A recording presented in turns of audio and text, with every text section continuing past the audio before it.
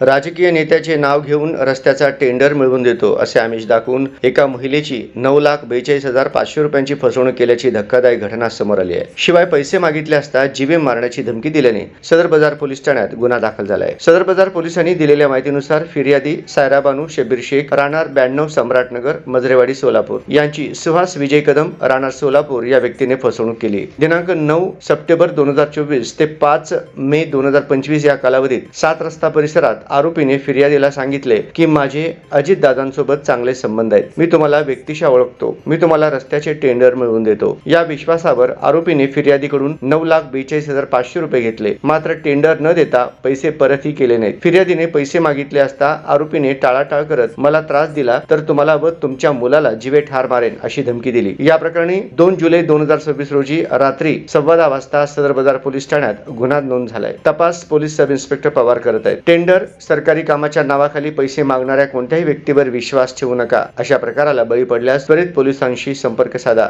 असा पोलिसांनी इशारा दिला आहे।